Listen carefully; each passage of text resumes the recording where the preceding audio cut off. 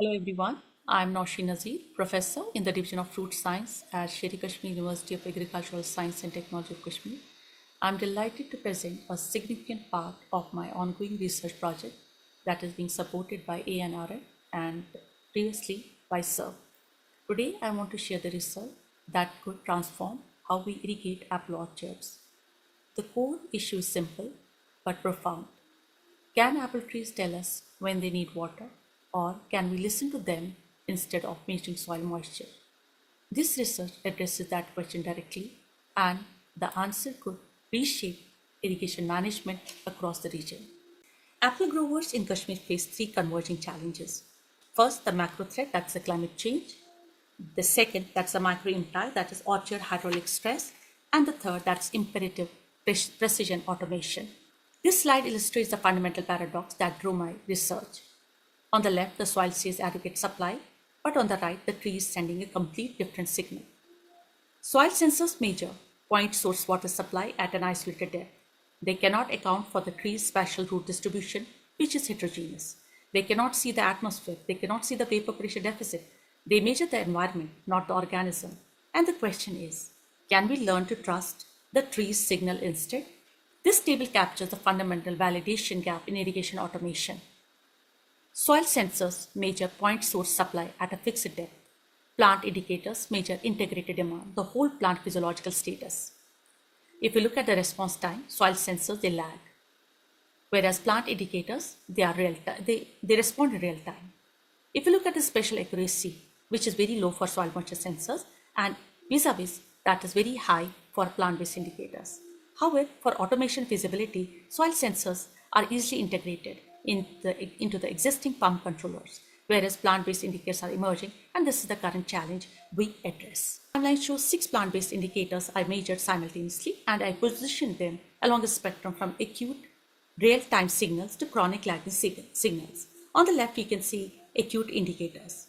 Stem water potential is the gold standard reference, measured via.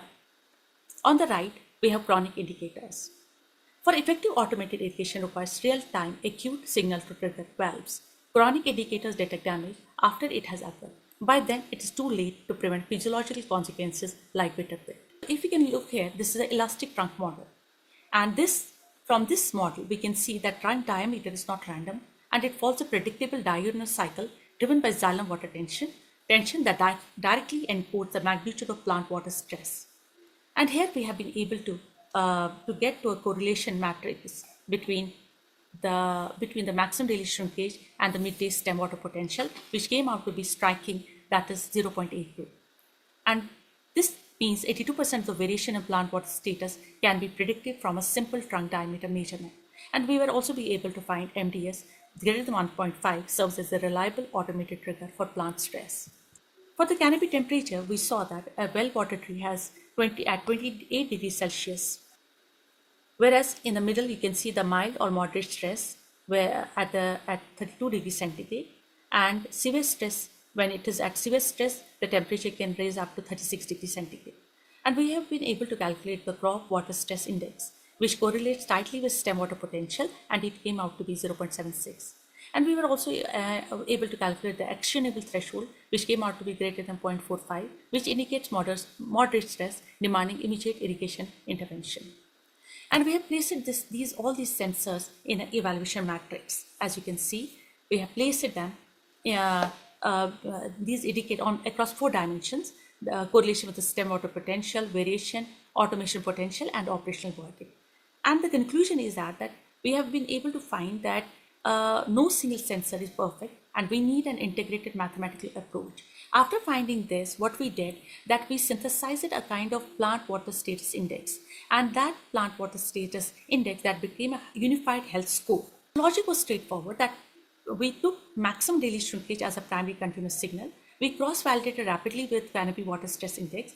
We integrated them mathematically into a single plant water status index score, which running from 0.0, that is optimal hydration, to 1, that's the danger zone. And likewise, the gauge shows the operational threshold, that is 0 to 3.3, that was mild stress, 0.3 to 0.5, that was moderate stress, and again from 0.5 to 1, that was severe stress. By combining mechanical trunk shrinkage with thermodynamic canopy heat, Validated against physiological stem water potential, we bridge the gap from biology to deployable automation.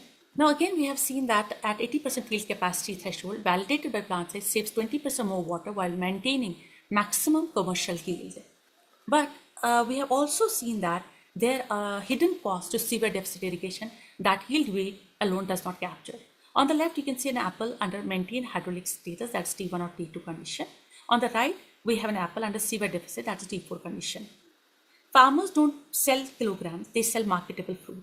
So the underlying mechanism is that under severe deficit irrigation, there is a calcium partitioning does not take place during cell expansion. Yield is not just about weight, it is about marketable quality. So what happened that there is a necrotic death weeks later during cold storage. And this is the future vision, that is a digital twin architecture in which we have been able to put biological tree. Then we have real-time sensors in which we have MDS and localized VPD. And then we have the digital twin interprets the biological data. Then we have automated irrigation trigger, which is a dynamic recalibration of the soil threshold. And then we have a precise water delivery, which is closing the loop. So this is no longer theoretical. This architecture represents the immediate future of climate resilient orchard.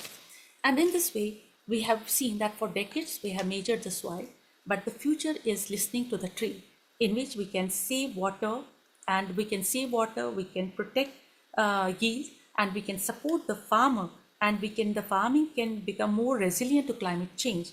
The future of irrigation is not simply adding more sensors, it is learning to listen to the biology of the tree. So we need to listen to the biology of the tree so that we can have a much better automated irrigation triggering schedules, and we can come up with the best plant status indicator.